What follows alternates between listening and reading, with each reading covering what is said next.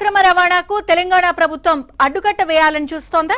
ప్రభుత్వ ఆదాయానికి గండికొట్టి అక్రమార్కుల భరతం పడుతూనే వినియోగదారులకు మేలు చేయనుందా?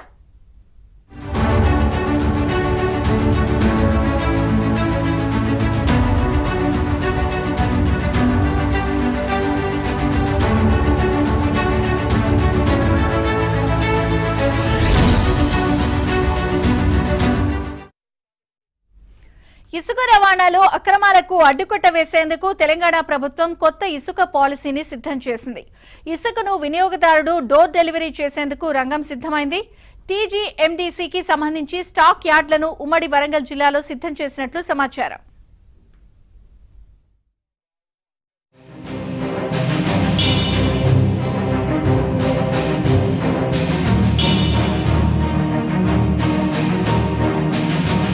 తెలంగాణలో ప్రధానంగా గోదావరి, మానేరు నదీ తీరాల నుంచి ఇసుక భారీగా లభ్యమవుతోంది. గతేడాది తెలంగాణ వ్యాప్తంగా ప్రభుత్వం 186 స్టాక్ పాయింట్లను ఏర్పాటు చేసి 1.50 కోట్ల టన్నుల ఇసుకను విక్రయించింది. దీని ద్వారా 564 కోట్ల రూపాయల ఆదాయం సమకూరింది. జీఎస్టీ, రోడ్డు డ్యామేజీ సర్వీస్ ఛార్జీల ద్వారా ప్రభుత్వానికి మరో 29 కోట్ల రూపాయల ఆదాయం వచ్చింది. ఇసుక రవాణాలో అక్రమాలను అరికడితే ఈ ఆదాయం మరింత పెరుగుతుందని ప్రభుత్వం భావించి కొత్త పాలసీకి శ్రీకారం చుట్టింది. తెలంగాణలో మొత్తం 21 ఇసుక క్వారీలు నడుస్తున్నాయి. మరో 10 క్వారీల్లో ఇసుక నిల్వలు ఉన్నా ఆన్లైన్ బుకింగ్ లేకపోవడంతో ఇసుక అమ్మకాలను నిలిపేశారు. ఇంకా 15 ఇసుక క్వారీలు కొత్తగా ప్రారంభించాల్సి ఉంది. మొత్తంగా తెలంగాణ వ్యాప్తంగా 50కి పైగా ఇసుక క్వారీలను టీజీఎండీసీ గుర్తించింది. వీటిలో కొత్త పాలసీ అమలు చేసేందుకు సిద్ధమైంది. సరికొత్త ఇసుక పాలసీ ద్వారా ఏటా 1000 కోట్ల రూపాయల ఆదాయం ప్రభుత్వానికి చేరుతుందని అంచనా వేసింది రేవంత్ సర్కార్.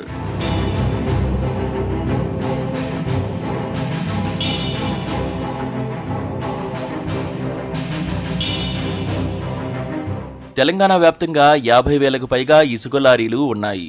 వీటిపై ప్రభుత్వ నియంత్రణ లేకపోవడంతో ఇసుక అక్రమ దందాను అరికట్టడం సవాలుగా మారింది.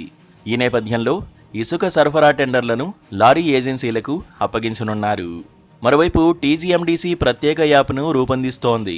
వినియోగదారులు తమకు ఎంత ఇసుక కావాలి, ఎక్కడికి కావాలి అన్న వివరాలను ఈ యాప్లో అప్లోడ్ చేయాల్సి ఉంటుంది.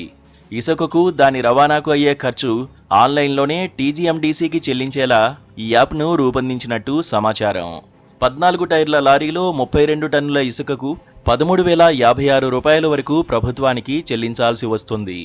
వరంగల్ వరకు ఇసుకను తీసుకువెళ్లేందుకు 14 టైర్ల లారీ అద్దె ఎంత ఉంటే అంత మొత్తాన్ని కూడా ఆన్లైన్లో చెల్లిస్తారు. తర్వాత లారీ ఏజెన్సీకి సమాచారం ఇచ్చి ఆర్డర్ చేసిన వినియోగదారుడి ఇంటికి ఇసుకను సరఫరా చేస్తే ఎలాంటి అక్రమాలకు ఆస్కారం ఉండదని ప్రభుత్వం భావిస్తోంది. ఇసుక సరఫరాకు ఇంకా మెరుగైన ప్రణాళికలు ఉంటే సూచించాలని కూడా ప్రభుత్వం అధికారులను కోరినట్లు తెలిసింది. ప్రభుత్వం ఈ తెలంగాణ రాష్ట్రంలో అధికారంలోకి వచ్చిన తర్వాత నూతన ఇసుక పాలసీ విధానాన్ని తీసుకొస్తున్నటువంటి సందర్భం చాలా హర్షించదగ్గ విషయం. ఇలా ఏజెన్సీల ద్వారా మరి డోర్ డెలివరీ చేసేటువంటి పరిస్థితి ఉండడం చాలా అద్భుతం.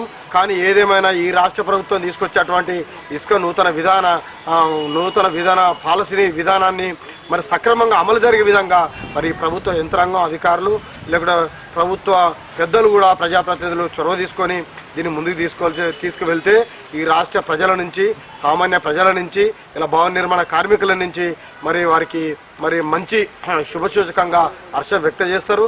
గత ప్రభుత్వంలోని ఇసుక పాలసీ అక్రమార్కులకు కాసులు కురిపించింది.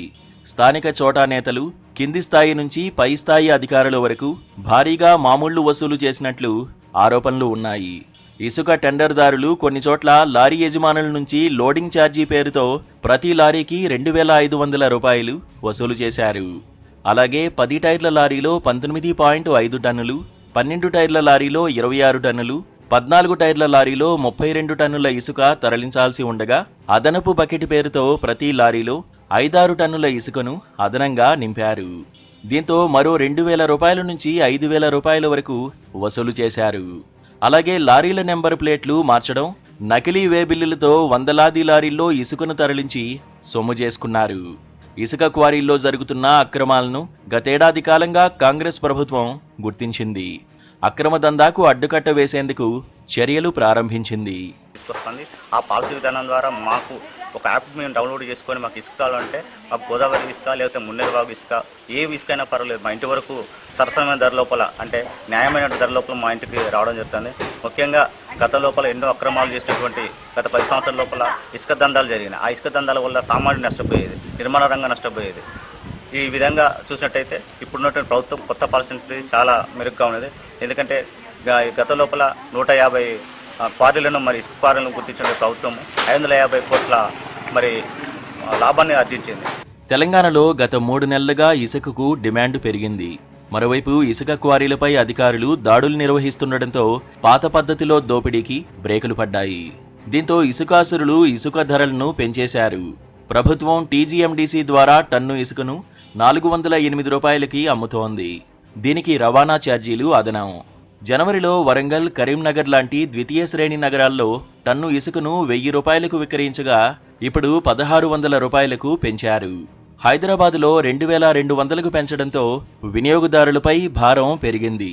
అయితే తాజాగా అమలు చేయబోయే పాలసీపై ఉమ్మడి వరంగల్ జిల్లాలోని ఆదివాసీలు అభ్యంతరం వ్యక్తం చేస్తున్నారు. కొత్త పాలసీ వల్ల మహిళలు, యువత ఉపాధి కోల్పోతారని ఆవేదన వ్యక్తం చేస్తున్నారు. ఫెసా చట్టాన్ని దృష్టిలో ఉంచుకుని ఏజెన్సీ మండలాల్లో పాత విధానాన్ని అమలు చేయాలని ఆదివాసీలు కోరుతున్నారు. షెడ్యూల్ ప్రాంతం, 5th షెడ్యూల్ ప్రాంతం, ఇక్కడ పీసా చట్టం ఉంది, 1/70 చట్టం ఉంది.